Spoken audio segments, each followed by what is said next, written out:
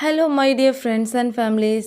இன்றைக்கி நிலாவுக்கு ஒரு அழகான டாய் தான் வாங்கியிருந்தோம். அதை ஓப்பன் பண்ணுறதுக்கு நாங்கள் எல்லாம் ஆர்வமாக இருந்தோமான்னு விட ஃபியானா ரொம்பவே ஆர்வமாக இருந்தாள். ஏன்னா அந்த பாக்ஸை தூக்கிட்டு அவள் தான் திரிஞ்சிட்டு இருந்தா.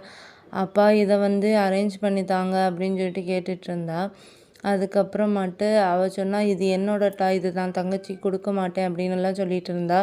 நான் சொன்னேன், உனக்கு நிறைய டாய் அப்பா வாங்கி தந்திருக்காங்க, இது ஒன்று தான் தங்கச்சிக்கு வாங்கி கொடுத்துருக்காங்க, இது ஒன்றையாவது கொடு அப்படின்னு சொல்லிட்டு இருந்தேன். இல்லை நான் கொடுக்க மாட்டேன், இது என்னோடது அப்படின்னு சொல்லிட்டு இருந்தா.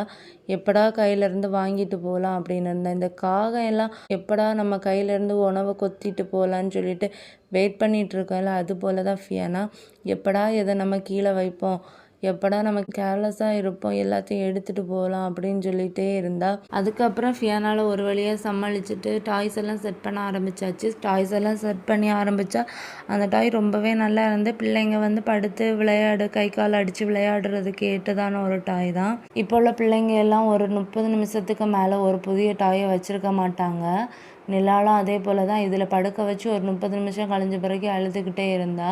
ஏன்னா அது அவளுக்கு பழசாயிடுச்சுன்னு தோணுது. நம்ம சின்ன வயசில் இருக்கும்போது ஒரு சின்ன டாய் கூட வாங்குறதுக்கு அம்மா கிட்ட கெஞ்ச வேண்டியது இருக்குது. இப்போ அவங்களுக்கு டிஃப்ரெண்டான டாய் இருந்து கூட இருக்கிறத வச்சு விளையாட மாட்டாங்க, புதிய டாய் தான் வேணும் அப்படின்னுட்டு கேட்பாங்க.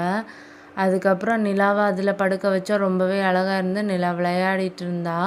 இனி அப்பப்போ எடுத்ததை காட்டினா தான் அவளுக்கு பிடிக்கும் போல். டெய்லி ரெகுலராக கொடுத்தா அது அவளுக்கு பிடிக்காதுன்னு தோணுது. நிலாவை படுக்க வச்சதுக்கப்புறம் ஃபியானாலையும் அதில் படுக்க வச்சோம்.